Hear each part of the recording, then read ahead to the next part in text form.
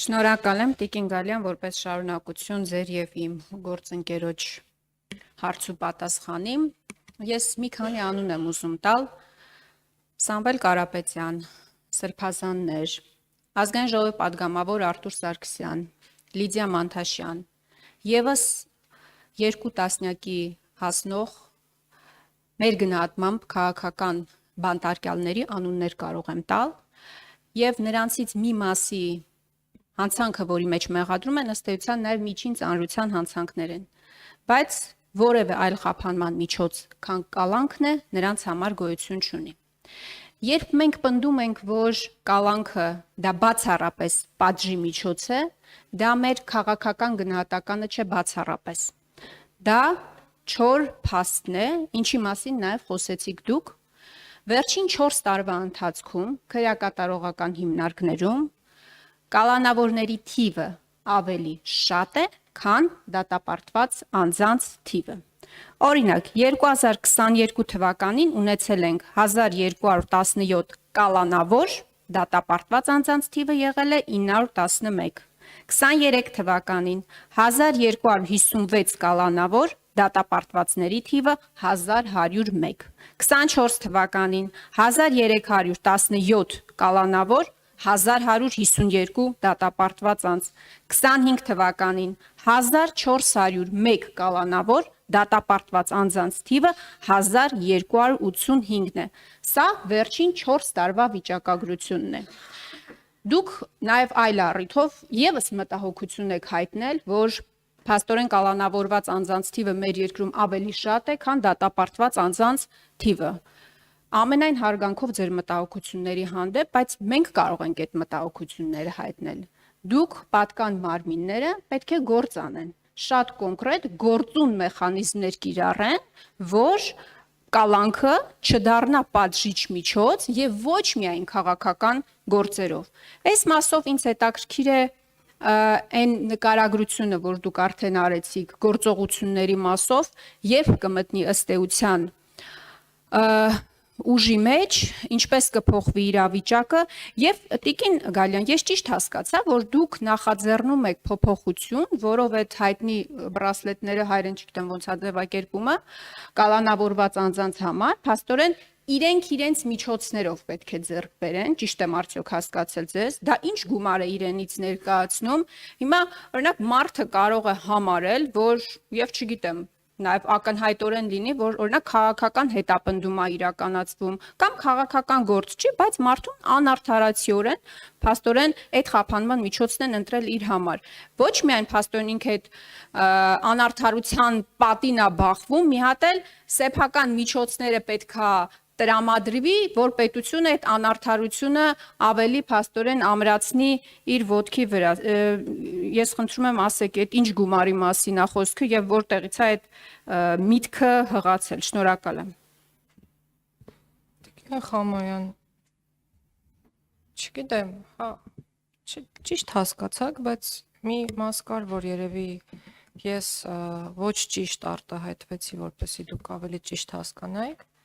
Այսօր էլ կա այդ կարգավորումը, որ անձը իր սեփական միջոցների հաշվին կարող է կրել խափամամիջոց տնային կալանքը էլեկտրոնային բրասլետի միջոցով։ Այսինքն դա նորություն չի, դա մշտապես եղել է, մարդը ինքը վճարի, որպեսզի կրի եւ այո, եւ դա աշխարհում ընդունված մոդել է, աշխարհի բոլոր երկրներում, որտեղ տնային կալանքը կա, այդ մեթոդիկան կա։ Եվ մեր երկրում էլ են եղել դեպքեր, որ անձի միջոցների հաշվին է եղել, ուղղակի դատարանները պատշաճ ուշադրություն չեն դարձնում անձի գույքային դրությանը։ Պետք չէ այդպես զարմանալ եւ այսպես ներկայացնել, որովհետեւ նույն գրավի դեպքում, երբ որ որոշվում է, որ խափամամիջոցը պետք է լինի գրավը, քաղաքացին սեփական գրպանից է տալիս կամ չգիտեմ, ընկերներից է վերցնում տալիս այդ գրավ խափամամիջոցը եւ նույն կերպ կարող է տեղի ունենալ էլեկտրոնային բրասլետի կիրառման պարագայում, եթե քաղաքացին իրապես վճարունակ է, այսինքն ինչու ոչ։ Ինչու ոչ, իսկ եթե չէ պետական միջոցների հաշվին պետք է լինի, իհարկե։ Ձեր հիմնական հարցադրման հետ կապված։ Ես չեմ ուզում հիմա դասագրքային ճշմարտությունների մասին խոսել, որտեղ դատարանները խափամամիջոցի տեսակը որոշելիս հաշվի են առնում ոչ թե հանցանքի ծանրությունը կամ հանցագործության դեպքի հետ կապված հանգամանքները, այլ այն ռիսկերը, որոնք որ նախատեսված են քրեական դատավարության օրենսգրքում եւ քրեական օրենսգրքում։ Ես չեմ ուզում խորանալ դրանց մեջ, որովհետև եթե խորանամ, շատ բան կարող եմ ասել։ Այդ հարցի պատասխաններն է, որ չգիտեմ ոնց են ընտրում։ Ես իրոք չգիտեմ, բայց այդ հարցը ինձ մտահոգում է եւ պետք է մտահոգի եւ շատ ճիշտ է ձեր այն դիտարկումը, որ մտահոգվելուց հետո մենք կոնկրետ քայլեր պետք է ձեռնարկենք, ինչը եւ անում ենք։ Ես ձեզ վստահեցնում եմ, որ հասարակության որևէ այլ ներկայացուցիչ, այդ թվում քաղաքական գործիչ ավելի լավ չգիտի մեր խնդիրների մասին, քան մենք, որոնք այն մարդիկ, որոնք ամեն օր այդ խնդիրներին առերեսվում են։ Հիմա մենք ունենք այդ խիզախությունը խնդիրներին առերեսվելու ու այդպես էլ անում ենք ու ասում ենք այո, այսօր մեր երկրում կալանավորների թիվն ավելի մեծ է, քան ազատազրկվածների, եւ դա խնդիր է։ Եվ ես ձեզ վստահեցնում եմ, որ մեր գործընկերների հետ իրավապահ մարմինների մենք պարբերական քննարկումներ ենք ունենում եւ նաեւ մի նորություն էլ ասեմ, վարչապետի որոշմամբ միջգերատեսչական հանձնաժողով է ստեղծվել, որի անդրանիկ նիստը շուտով կկայանա եւ հարցերը, որոնք պետք է քննարկի այդ հանձնաժողովը, վերաբերելու են հենց քրեական արդարադատության ոլորտին, քրեակատարողական եւ պրոբացիայի ոլորտին։ Ինչու ենք սա նախաձեռնել, որպեսզի անընդհատ երկխոսություն լինի մեր իրավապահ մարմինների, այսինքն մեր քաղաքականություն մշակողների, իրավապահ մարմինների եւ դատարանների միջև, որպեսզի մենք կարողանանք միասնական մոտեցումներ ունենալ։ Միջգերատեսչական հանձնաժողովի կազմում գիտենք մոտավորապես ով է։ Այն մարմինների ներկայացուցիչները, որոնք որ ես թվարկեցի։ Շատ բարի։ Տիկին Գալյան, նորից ամենայն հարգանքով ձեր մտահոգությունների հանդեպ։ Դուք ղեկավարում եք մի կառույց, որի անունը արդարադատության նախարարություն է։ Դուք երկրում արդարադատություն իրականացնող եք մեր շարքային քաղաքացիների պարզ ընկալումներով։ Իխամյան, խնդրում եմ, քաղաքականություն, արդարադատություն իրականացնող չի արդարադատության նախարարությունը։ Դա հակասահմանադրական հայտարարություն է։ Խնդրեմ։ Պարոն Վարդանյան, մեր հասարակության շարքային քաղաքացիների ընկալումները շատ պարզ մարդկային, շատ պարզ են արդարադատության նախարարությունից։ Հիմա մենք սահմանադրական ձևակերպումների մեջ առաջարկում եմ չխորանանք։ Ես կարծում եմ, որ դուք նաև ստեղծված իրավիճակի համար գոնե բարոյական ըստ էության պատասխանատվություն եք կրում։ Դուք շատ արդարացիորեն մատնացույց արեցիք իրավիճակը, ես էլ թվերը բերեցի։ Հիմա ես ասում եմ, բացի այն գործողությունները, որոնք դուք ունեք թղթի վրա, էլ ինչ քայլեր եք ձեռնարկում իսկապես իրավիճակը եւ առհասարակ մթնոլորտը երկրում փոխելու համար։ Տիկին Գալյան, օրեր առաջ փաստաբանին, որը գրառում էր արել, կոշտ գրառում էր, կոպիտ գրառում էր, վիրավորական գրառում էր, այո, կարելի է այդ ձևակերպումները տալ։ Մեղադրանք են հարուցում արատավորող տեղեկություններ հայտնելու հոդվածով, լավ են անում, որ հարուցում են։ Մի ամբողջ ալֆա ջոկատ գործից կտրում են, բերում են փաստաբանին, իր դատից հետո պարկացնում են ասֆալտին, բերման են ենթարկում եւ խափանման միջոցը ընտրում են կալանքը։ Ես ուզում եմ հասկանալ, մարդը գրառում է արել, փաստաբանը գրառում է արել,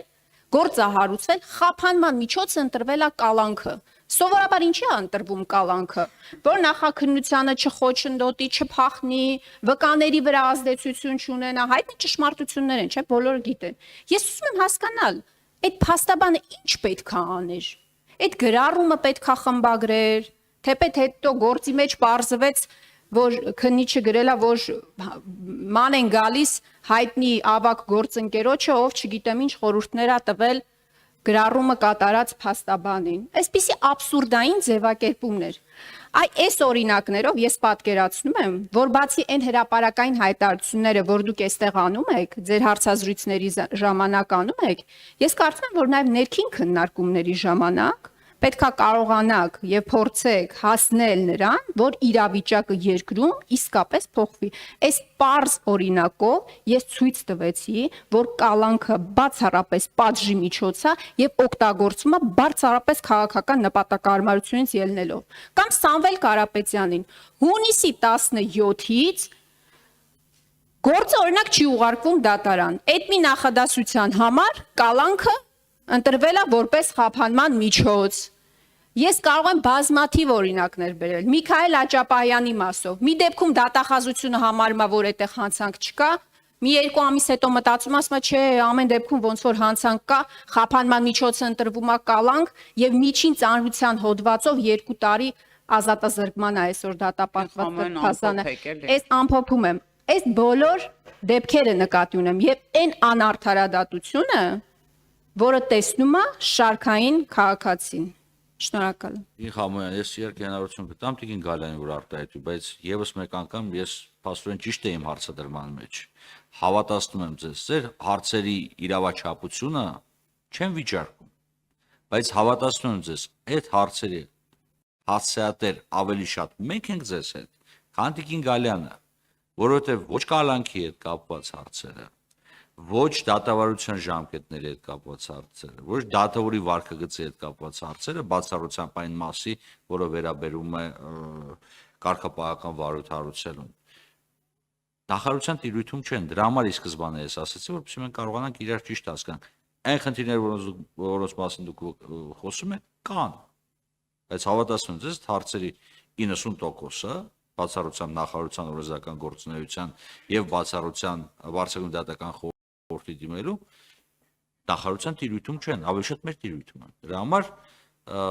երևի թե Տիկին Գալյանը կպատասխանի, բայց այդուհանդերձ մենք հստակ հասկանանք ում ինչ հարց են տալիս։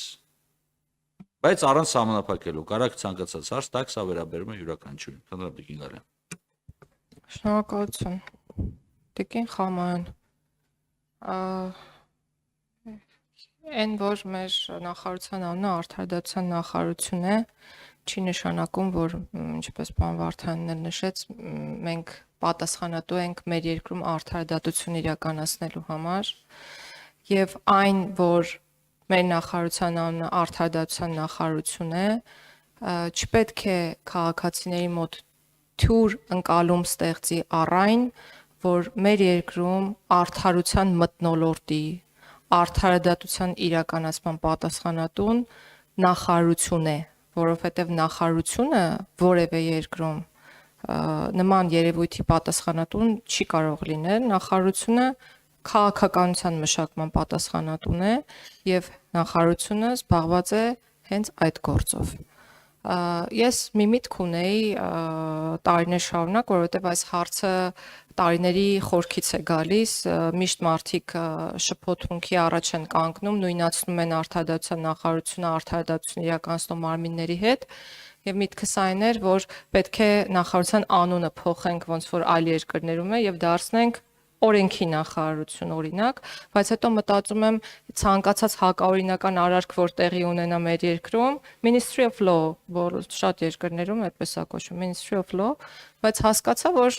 բոլոր հակաօրինական արարքները էլի կկապվեն այդ նախարարության հետ ու մենք խնդիրը դրանով ըստ էության չենք լուծի եւ կրկնում եմ, որ նույնիսկ բարոյական դաշտում այն ամենի համար, ինչը արդար չէ կամ արդար չի ընկալվում քաղաքացիների կողմից, ես եւ նախարարությունը պատասխանատու չենք։ Մենք պատասխանատու ենք ոլորտի քաղաքականության մշակման համար, որը իրականացնում ենք եւ իրականացնում ենք կոնկրետ հասցեագրումներով, կոնկրետ նախագծերով, որոնց մասին ես արդեն խոսեցի։ Շնորհակալ